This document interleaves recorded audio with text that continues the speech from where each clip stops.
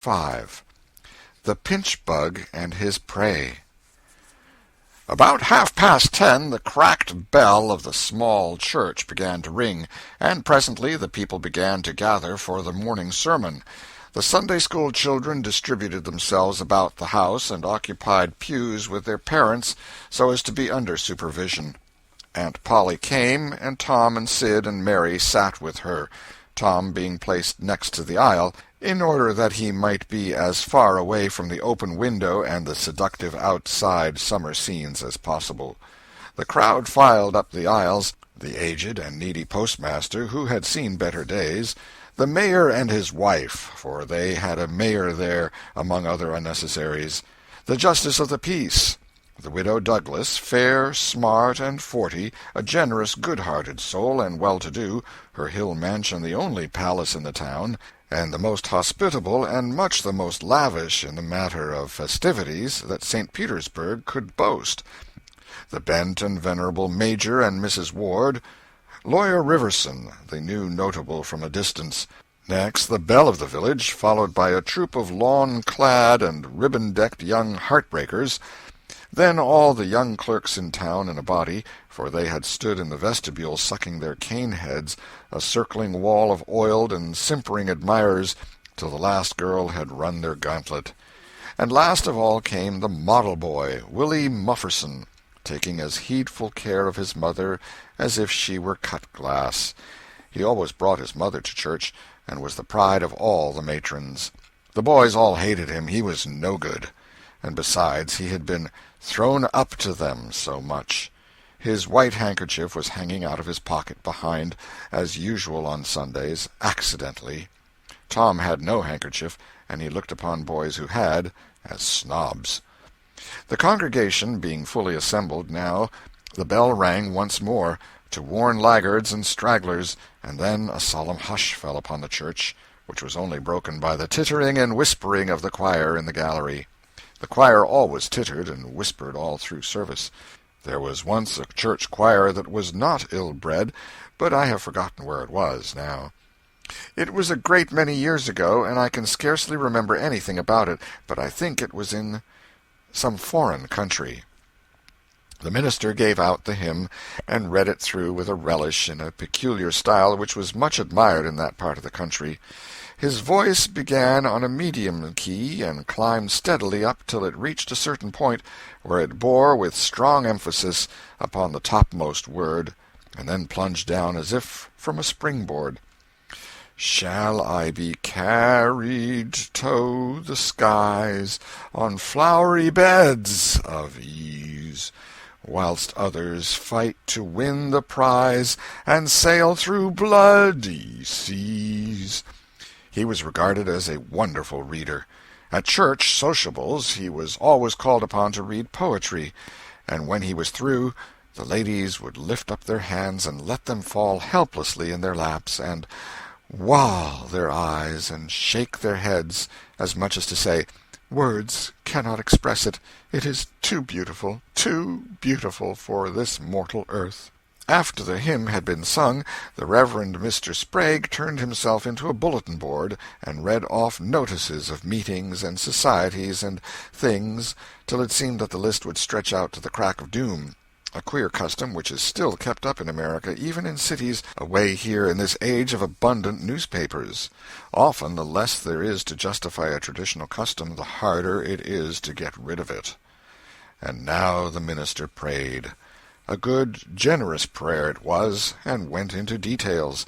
It pleaded for the church, and the little children of the church, for the other churches of the village, for the village itself, for the county, for the state officers, for the United States, for the churches of the United States, for Congress, for the President, for the officers of the government, for poor sailors tossed by stormy seas, for the oppressed millions groaning under the heel of European monarchies and Oriental despotisms, for such as have the light and the good tidings, and yet have not eyes to see nor ears to hear withal, for the heathen in the far islands of the sea, and closed with a supplication that the words he was about to speak might find grace and favor, and be as seeds sown in fertile ground, yielding in time a grateful harvest of good.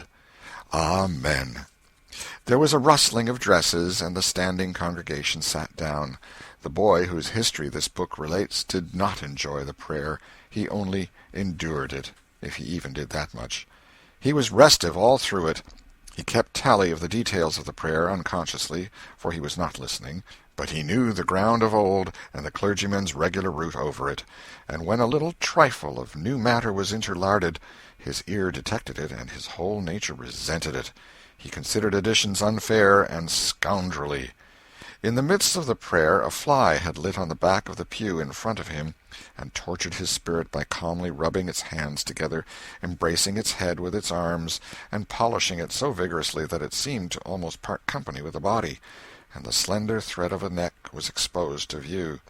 Scraping its wings with its hind legs, and smoothing them to its body as if they had been coat-tails, going through its whole toilet as tranquilly as if it knew it was perfectly safe, as indeed it was, for as sorely as Tom's hands itched to grab for it, they did not dare. He believed his soul would be instantly destroyed if he did such a thing while the prayer was going on. But with the closing sentence his hand began to curve and steal forward, and the instant the Amen was out, the fly was a prisoner of war. His aunt detected the act and made him let it go.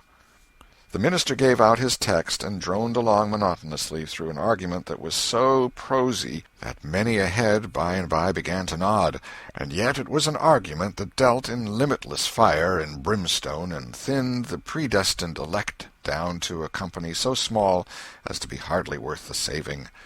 Tom counted the pages of the sermon. After church he always knew how many pages there had been, but he seldom knew anything else about the discourse. However, this time he was really interested for a little while. The minister made a grand and moving picture of the assembling together of the world's hosts at the millennium, when the lion and the lamb should lie down together and a little child should lead them. But the pathos, the lesson, the moral of the great spectacle were lost upon the boy. He only thought of the conspicuousness of the principal character before the onlooking nations. His face lit with the thought, and he said to himself that he wished he could be that child, if it was a tame lion. Now he lapsed into suffering again, as the dry argument was resumed. Presently he bethought him of a treasure he had, and got it out. It was a large black beetle with formidable jaws, a pinch-bug he called it. It was in a percussion cap box. The first thing the beetle did was to take him by the finger. A natural fillip followed. The beetle went floundering into the aisle, and lit on its back, and the hurt finger went into the boy's mouth. The beetle lay there working its helpless legs, unable to turn over. Tom eyed it, and longed for it, but it was safe out of his reach. Other people uninterested in the sermon found relief in the beetle, and they eyed it too. Presently a vagrant poodle dog came idling along, sad at heart, lazy with the summer softness and the quiet, weary of captivity, sighing for change. He spied the beetle. The drooping tail lifted and wagged. He surveyed the prize, walked around it, smelt at it from a safe distance, walked around it again, grew bolder, and took a closer smell, then lifted his lip and made a gingerly snatch at it, just missing it, made another and another, began to enjoy the diversion, subsided to his stomach with the beetle between his paws, and continued his experiments. Grew weary at last, and then indifferent and absent-minded. His head nodded, and little by little his chin descended and touched the enemy, who seized it. There was a sharp yelp, a flirt of the poodle's head, and the beetle fell a couple of yards away and lit on its back once more. The neighboring spectators shook with a gentle inward joy. Several faces went behind fans and handkerchiefs, and Tom was entirely happy. The dog looked foolish, and probably felt so, but there was resentment in his heart, too, and a craving for revenge. So he went to the beetle and began a wary attack on it again, jumping at it from every point of a circle, lighting with his forepaws within an inch of the creature, making even closer snatches at it with his teeth, and jerking his head till his ears flapped again. But he grew tired once more after a while, tried to amuse himself with a fly, but found no relief, followed an ant around with his nose close to the floor, and quickly wearied of that, yawned, sighed, forgot the beetle entirely, and sat down on it. Then there was a wild yelp of agony, and the poodle went sailing up the aisle. The yelps continued, and so did the dog. He crossed the house in front of the altar. He flew down the other aisle. He crossed before the doors. He clambered up the home stretch. His anguish grew with his progress, till presently he was but a woolly comet moving in its orbit with the gleam and the speed of light. At last the frantic sufferer sheered from its course and sprang into its master's lap. He flung it out of the window, and the voice of distress quickly thinned away and died in the distance. By this time the whole church was red-faced and suffocating with suppressed laughter, and the sermon had come to a dead standstill. The discourse was resumed presently, but it went lame and halting, all possibility of impressiveness being at an end, for even the gravest sentiments were constantly being received with a smothered burst of unholy mirth, under cover of some remote pew-back, as if the poor parson had said a rarely facetious thing. It was a genuine relief to the whole congregation when the ordeal was over and the benediction pronounced. Tom Sawyer went home quite cheerful, thinking to himself that there was some satisfaction about divine service when there was a bit of variety in it. He had but one marring thought. He was willing that the dog should play with his pinchbug, but he did not think it was upright in him to carry it off. Chapter 6. Tom Meets Becky. Monday morning found Tom Sawyer miserable. Monday morning always found him so, because it began another week's slow suffering in school. He generally began that day with wishing he had had no intervening holiday. It made the going into captivity and fetters again so much more odious. Tom lay thinking. Presently it occurred to him that he wished he was sick. Then he could stay home from school. Here was a vague possibility. He canvassed his system. No ailment was found, and he investigated again. This time he thought he could detect colicky symptoms, and he began to encourage them with considerable hope. But they soon grew feeble and presently died wholly away. He reflected further. Suddenly he discovered something. One of his upper front teeth was loose. This was lucky. He was about to begin to groan as a starter, as he called it, when it occurred to him that if he came into court with that argument, his aunt would pull it out, and that would hurt. So he thought he would hold the tooth in reserve for the present and seek further. Nothing offered for some little time, and then he remembered hearing the doctor tell about a certain thing that laid up a patient for 2 or 3 weeks and threatened to make him lose a finger. So the boy eagerly drew his sore toe from under the sheet and held it up for inspection. But now he did not know the necessary symptoms. However, it seemed well worth while to chance it, so he fell to groaning with considerable spirit. But Sid slept on unconscious. Tom groaned louder, and fancied that he began to feel pain in the toe. No result from Sid. Tom was panting with his exertions by this time. He took a rest, and then swelled himself up and fetched a succession of admirable groans. Sid snored on. Tom was aggravated. He said, "Sid! Sid!" and shook him. This course worked well, and Tom began to groan again. Sid yawned, stretched, then brought himself up on his elbow with a snort, and began to stare at Tom. Tom went on groaning, and Sid said, "Tom! Say, Tom!" No response. "Here, Tom! Tom! What is the matter, Tom?" And he shook him and looked in his face anxiously. Tom moaned out, "Oh, don't, Sid! Don't joggle me!" "Why, what's the matter, Tom? I must call Auntie." "No, never mind.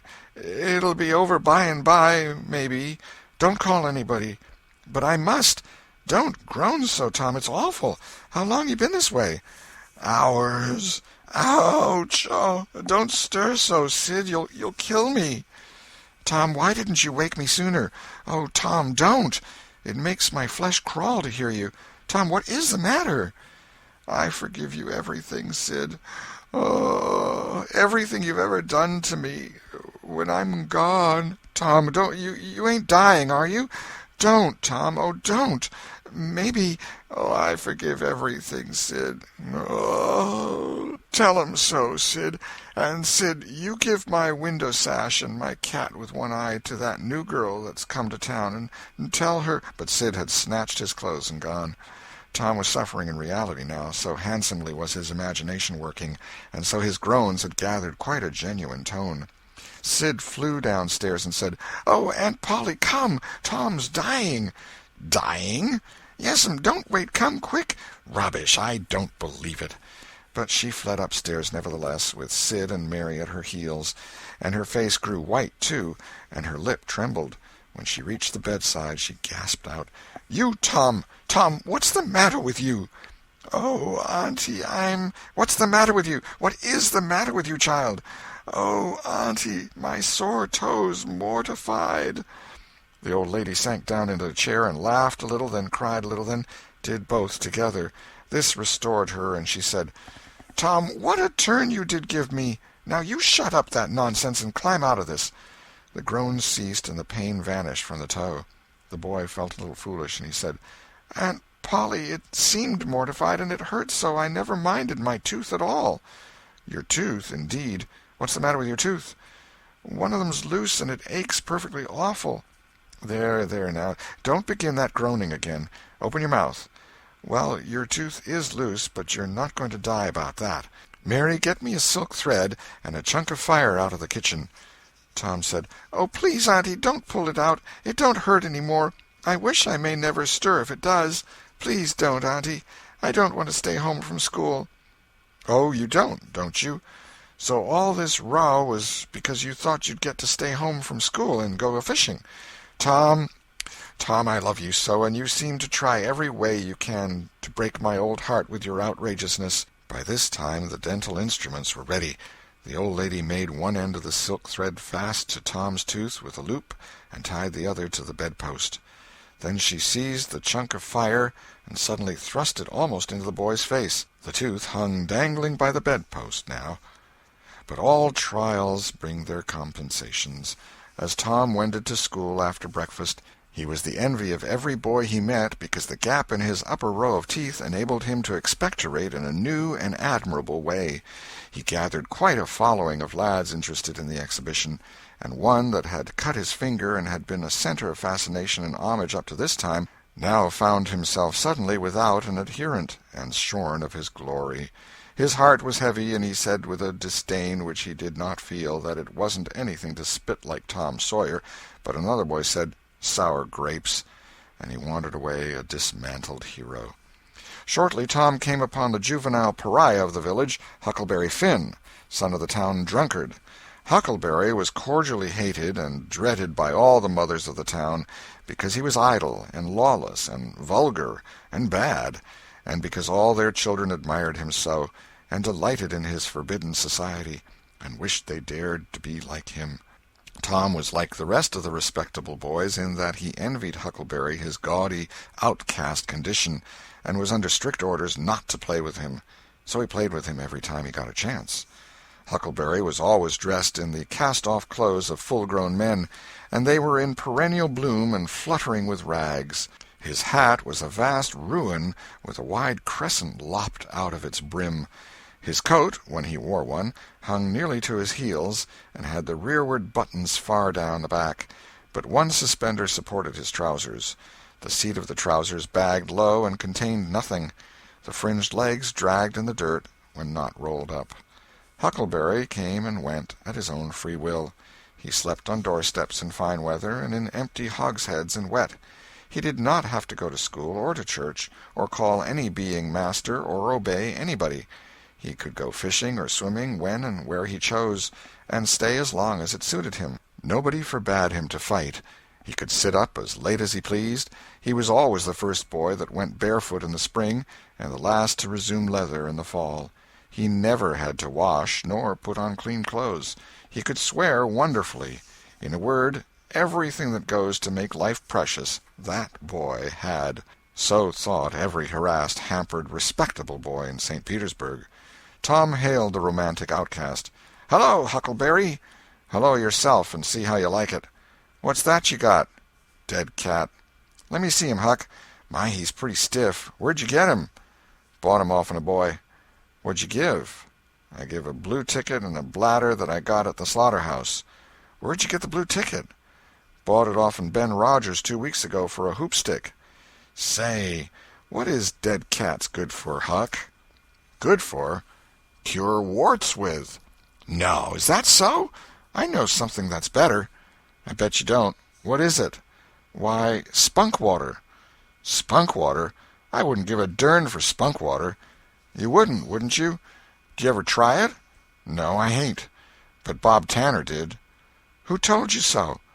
"Why, he told Jeff Thatcher, and Jeff told Johnny Baker, and Johnny told Jim Hollis, and Jim told Ben Rogers, and Ben told a nigger, and the nigger told me. There now." "Well, what of it? They'll all lie. Leastwise, all but the nigger. I don't know him. But I never see a nigger that wouldn't lie." "Shucks! Now you tell me how Bob Tanner done it, Huck." "Why, he took and dipped his hand in a rotten stump where the rain-water was." "In the daytime?" "Certainly." "With his face to the stump?" "Yes. Least I reckon so." "Did he say anything?" "I don't reckon he did. I don't know." "Aha! Talk about trying to cure warts with spunk water such a blame fool way as that. Why, that ain't a-going to do any good. You got to go all by yourself to the middle of the woods where you know there's a spunk water stump, and just as it's midnight you back up against the stump and jam your hand in and say, 'Barleycorn, barleycorn, Injun meal shorts, spunk water, swaller these warts,' and then walk away quick 11 steps with your eyes shut, and then turn around 3 times and walk home without speaking to anybody, because if you speak the charm's busted." "Well, that sounds like a good way, but that ain't the way Bob Tanner done." "No, sir, you can bet he didn't, because he's the wartiest boy in this town, and he wouldn't have a wart on him if he'd known how to work spunk water. I've took thousands of warts off my hands that way, Huck. I play with frogs so much I've always got considerable many warts. Sometimes I take 'em off with a bean." "Yes, bean's good. I've done that." "Have you? What's your way?" "You take and split the bean and cut the wart so as to get some blood, and then you put the blood on one piece of the bean and take and dig a hole and bury it about midnight at the crossroads in the dark of the moon, and then you burn up the rest of the bean. You see, that piece that's got the blood on it will keep drawing and drawing, trying to fetch the other piece to it, and so that helps the blood to draw the wart, and pretty soon off she comes." "Yes, that's it, Huck, that's it. Though when you're burying it, if you say, 'Down bean, off wart, come no more to bother me,' it's better. That's the way Joe Harper does, and he's been nearly to Coonville and most everywheres. But say, how do you cure 'em with dead cats?" "Why, you take your cat and go and get in the graveyard long about midnight when somebody that was wicked has been buried. And when it's midnight a devil will come, or maybe 2 or 3, but you can't see 'em. You can only hear something like the wind, or maybe hear 'em talk. And when they're taking that feller away, you heave your cat after 'em and say, 'Devil follow corpse, cat follow devil, warts follow cat, I'm done with you.' And that'll fetch any wart." "Sounds right. Did you ever try it, Huck?" "No, but old Mother Hopkins told me." "Well, I reckon it's so, then, because they say she's a witch." "Say! Why, Tom, I know she is. She witched Pap. Pap says so his own self. He come along one day and he see she was a-witching him, so he took up a rock, and if she hadn't dodged, he'd a got her. Well, that very night he rolled off in the shed where he was a-layin' drunk and broke his arm." "Why, that's awful. How did he know she was a-witching him?" "Lord, Pap can tell easy. Pap says when they keep looking at you right stiddy, they're witching you, especially if they mumble. 'Cause when they mumble they're saying the Lord's Prayer backwards." "Say, Hucky, when you going to try the cat?" "Tonight. I reckon they'll come after old Hoss Williams tonight." "But they buried him Saturday. Didn't they get him Saturday night?" "Why, how you talk. How could their charms work till midnight, and then it's Sunday? Devils don't slosh around much of a Sunday, I don't reckon." "I never thought of that." "That's so. Let me go with you." "Of course, if you ain't afeard." "Afeard? 'Tain't likely. Will you meow?" "Yes, and you meow back, if you get a chance. Last time you kept me a-meowing around till old Hayes went to throwing rocks at me and says, 'Darn that cat,' and so I hove a brick through his window. But don't you tell." "I won't. I couldn't meow that night because Auntie was watching me, but I'll meow this time. Say, what's that?"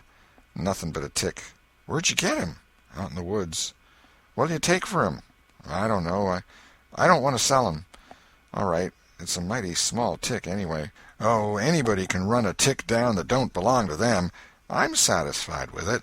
It's a good enough tick for me. Sho, there's ticks a-plenty. I could have 1,000 of 'em if I wanted to. Well, why don't you? Because you know mighty well you can't. This is a pretty early tick, I reckon. It's the first one I've seen this year.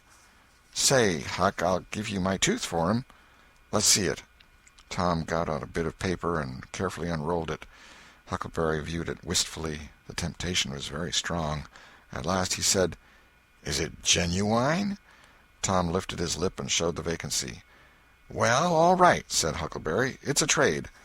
Tom enclosed the tick in the percussion cap box that had lately been the pinchbug's prison, and the boys separated, each feeling wealthier than before.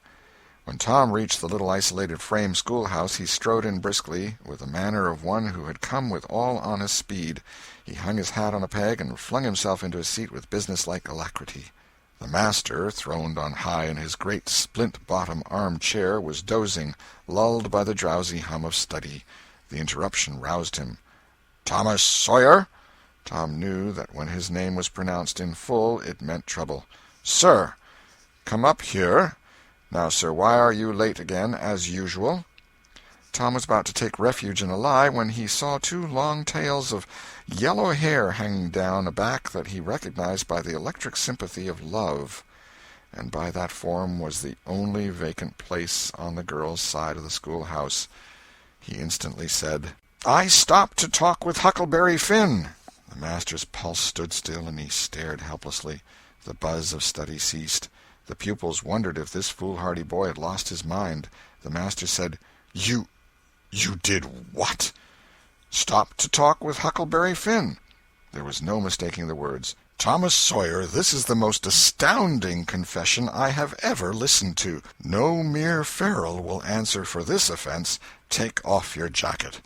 The master's arm performed until it was tired and the stock of switches notably diminished. Then the order followed. "Now, sir, go and sit with the girls, and let this be a warning to you." The titter that rippled around the room appeared to abash the boy, but in reality that result was caused rather more by his worshipful awe of his unknown idol, and the dread pleasure that lay in his high good fortune. He sat down upon the end of the pine bench, and the girl hitched herself away from him with a toss of her head. Nudges and winks and whispers traversed the room, but Tom sat still with his arms upon the long, low desk before him, and seemed to study his book. By and by attention ceased from him, and the accustomed school murmur rose upon the dull air once more. Presently the boy began to steal furtive glances at the girl.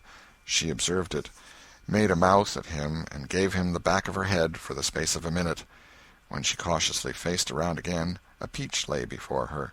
She thrust it away. Tom gently put it back. She thrust it away again, but with less animosity. Tom patiently returned it to its place. Then she let it remain. Tom scrawled on his slate, "Please take it. I got more." The girl glanced at the words, but made no sign. Now the boy began to draw something on the slate, hiding his work with his left hand. For a time the girl refused to notice, but her human curiosity presently began to manifest itself by hardly perceptible signs. The boy worked on, apparently unconscious.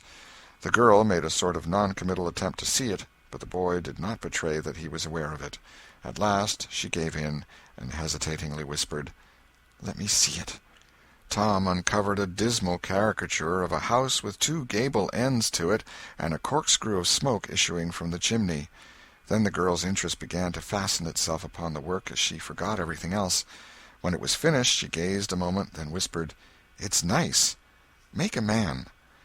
The artist erected a man in the front yard that resembled a derrick. He could have stepped over the house, but the girl was not hypercritical. She was satisfied with the monster, and whispered, "It's a beautiful man. Now make me coming along." Tom drew an hourglass with a full moon and straw limbs to it, and armed the spreading fingers with a portentous fan.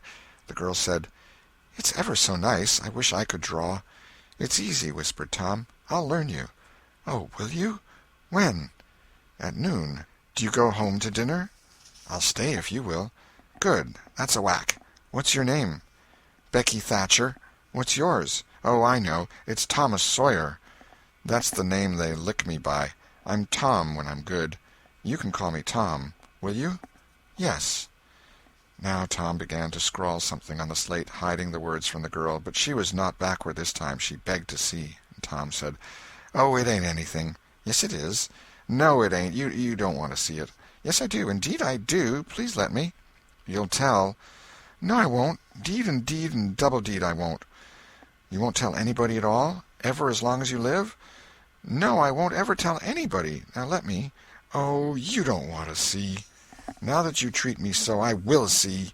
And she put her small hand upon his, and a little scuffle ensued, Tom pretending to resist in earnest, but letting his hand slip by degrees till these words were revealed: "I love you." "Oh, you bad thing!" And she hit his hand a smart rap, but reddened and looked pleased nevertheless. Just at this juncture the boy felt a slow, fateful grip closing on his ear, and a steady lifting impulse. In that vice he was borne across the house and deposited in his own seat, under a peppering fire of giggles from the whole school. Then the master stood over him during a few awful moments, and finally moved away to his throne without saying a word. But although Tom's ear tingled, his heart was jubilant.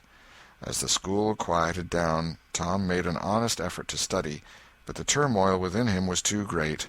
In turn he took his place in the reading class and made a botch of it, then in the geography class, and turned lakes into mountains, mountains into rivers, and rivers into continents, till chaos was come again. Then in the spelling class, and got turned down by a succession of mere baby words, till he brought up at the foot and yielded up the pewter medal which he had worn with ostentation for months. End of chapter 6.